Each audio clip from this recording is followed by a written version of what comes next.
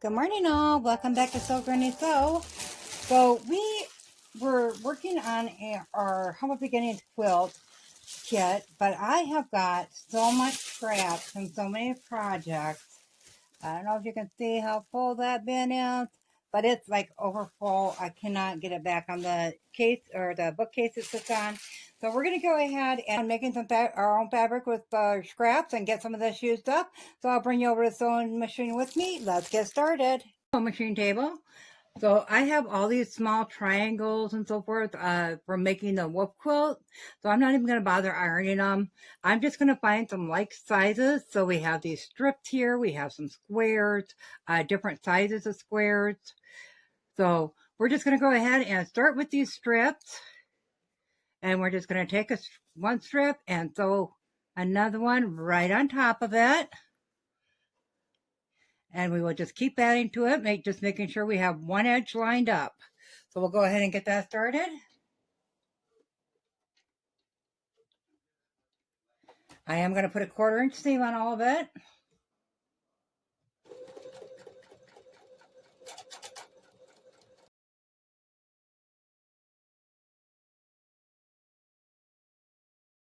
For all the pieces, so we'll just take another set and run that through. And we'll just keep going until we get through this whole stack of strips.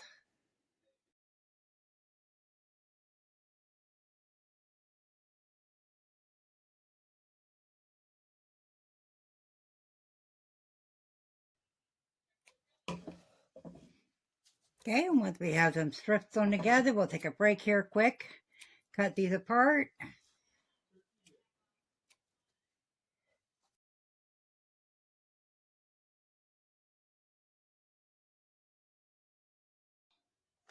Okay, so we have all of our strips done, other than I do have some brown left, which we'll put in between.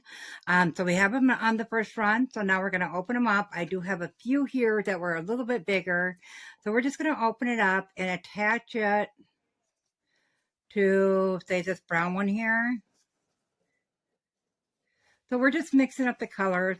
So I'm going to go ahead and we're going to go through all the stack and get them pieced together again until we come up with one big piece. So I'm going to go ahead and get that done, and I'll meet you back here. Okay, so I have 14 pieces here. They look like this, so different ones look differently. The browns were a little bit bigger. However, they're not laying very flat to sew on at this point. So I'm going to send them through one more round, sewing them together, and then I'm going to bring them to the iron and get these iron flat. And then we're going to measure them to see how big they are. I do want to put some squares together. So in some different squares in different orders. So some of these may need cut down, but sewing like every other one, every third one, I should say, along the way, and then make a strip to put in between them to make it the same width and height. And you can go on like this forever. So I'm going to go ahead and get these ran through again, get them ironed flat, and then we'll go to the cutting table and we will lay this out to see what I need to do next.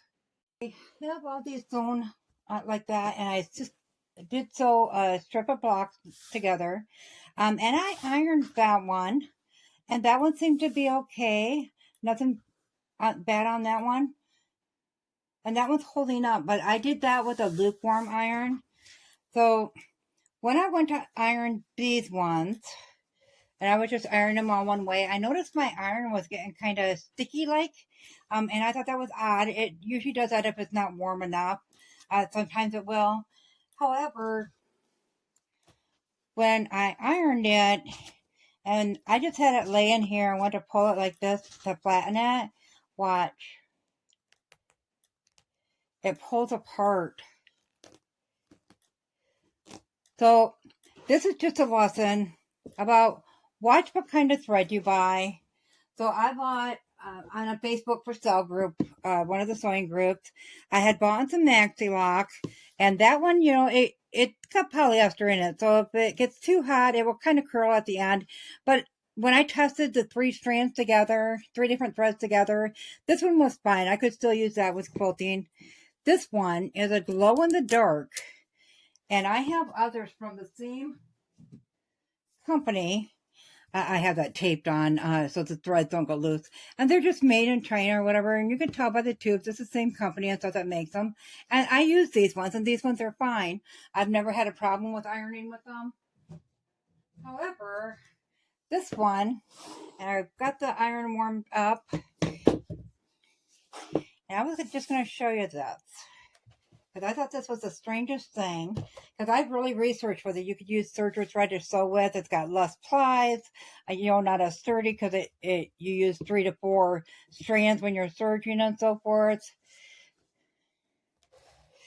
So I'm just going to leave a little bit out, and I'll just go between this line and this line with it. Let's see if that's showing up there. I'll hold that up once I get them on there. Okay, so you can see that there's a thread there and a thread there. So I'm just going to set this on for like a couple quick seconds. And you can see it totally, well, there you can see it on the iron across there. It just like melts instantly. So I don't know if it's something in the glow in the dark thread or if it's just this particular brand. For serger thread, I looked up online and there was other complaints about that as well, that they're started. See, I can feel the difference in this, but it's not weakened or anything like that on the Maxi Lock thread. So I'm not sure what's going on with this one. It's a glow in the dark. I do know that, and I got 2 spools of it. Luckily, I paid like $5 for the 2 spools. Obviously, it was a big mistake, but I just want you to be aware. I am going to go ahead and continue to video.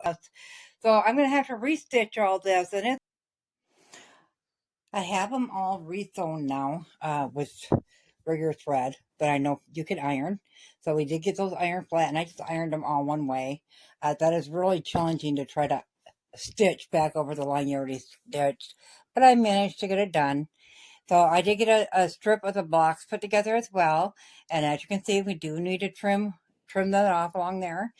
So I'm going to go ahead and get some more blocks sewn up. The longest strip is about equal to 1, so if I can get, we've got a total of 4 of these, so if I can get maybe 8 of these strips sewn up, and I'll get them all trimmed down. I'm just going to put a straight ruler along there, trim them off. So I'll get that all done, and then I will meet you back here. Okay, so I have all this sewn into one piece, just continuous stripes. It ended up being 6.5 inches wide is the width on it. And then I also had enough to do 5 of them. And then I got a couple done with just the lighter colors, and then a couple with some browns in it. And then I remembered I still had all these quilts, or these squares left from the 2 different lines that I used in this quilt. One was Regency Somerset Blues, and I can't remember the other one. But I think I'm going to go ahead and cut this into 6.5 inch squares as well, and alternate this with one of these. I haven't picked out which ones yet. And then do a row of that, and then a row with this as a spacer, maybe a couple different ones in between the rows with the background fabric. So I think I'm going to go ahead and get this cut down to 6.5 inch squares, and then pick out some background fabric. We'll get that trimmed down, and then we'll go ahead and start putting this together. So I have kind of a general idea of how I want to lay it out. I'm just going to use all the different designs. So we have the brighter blue, the wheat, the lighter blue here, and then we have the squares of the strip that we had made. And then I'm going to go this way with the other ones. So I've been resizing these to make them wide enough, but I'm not quite sure how wide they need to be after we connect them. So I'm going to go ahead and start by connecting this bottom row. So we will connect these ones together. So we'll just flip those over on each other. We'll grab some pins here, and we'll just pin on the side that we need to sew, so we don't mix them up by the time we get them to the machine. And then we'll just take a 1/4 inch seam on each of those, iron those open, and come back and join those together. So I'll get that part done, and I will meet you back here. Okay, I have the bottom row sewed together here. And it looks like we're only going to need a little bit of that last row, or that last block. So I'm going to go ahead and get this attached to the bottom edge of this. And we'll just throw some quick pins in there to hold it into place.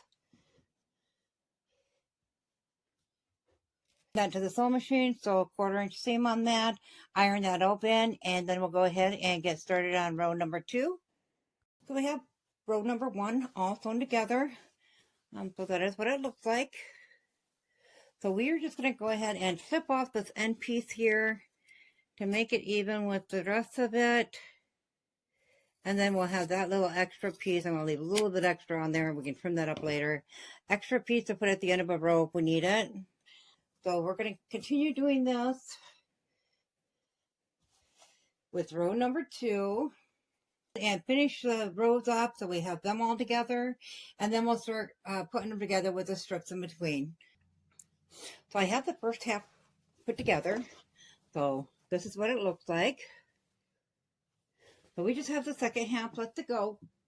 Actually, the light colored row here is the halfway mark. So I'm going to go ahead and get these other halves together. We'll flip that over, put a 1/4 inch seam, do the same with this one, and then we'll join the two halves together. Once we get them together, then we'll go ahead and put this half on, and this piece will be complete. I'm thinking about doing a quilt top with this. Possibly, I'm going to go ahead and finish up the fox quilt, which is where this fabric came from, the outside borders and stuff on that, to see what kind of background fabric that I have remaining, and maybe put a couple borders on this and make this a little bit bigger. And I'll put these ones together and get those sewn together as well, and then we'll put the two halves together. So I will meet you back here. Okay, we have the second half together here, so now we're just going to join them together. Just gonna line those up. There's nothing to match up or anything, so it's really quick and easy.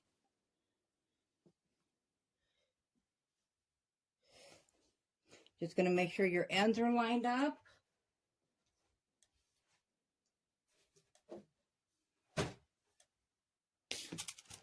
And we are going to line up those ends and throw a pin in. And I didn't put a whole lot of pins in along the way doing these because of how many seams there are. It kind of allows you to manipulate a little bit along the way if you need to. So just a few pins to hold it into place so you know the ends are going to line up. And then we'll bring that to the sewing machine. We'll put a 1/4 inch seam in there and iron that open, and I'll meet you back here. Okay, our fabric that we made from scrap is measuring in at 24 by 36. So we can either use this just as you would a normal fabric. You can make bags with it. As I said, I'm going to add to it because I really do like the colors of it. I'm going to add to it and make a baby blanket probably out of it. It would make a really nice gift. I do like the patterns that it holds in it, with the brown and the blues being dominant in it. So let me know in the comments below what you guys think. I hope you all have a wonderful Thanksgiving. As always, guys, if you found this video useful, go ahead and give it a big thumbs up. It really helps our channel grow. If you haven't subscribed yet, go ahead and hit that subscribe button because we'd love to have you here at Sew Granny. So thanks all. Have a good day. Bye.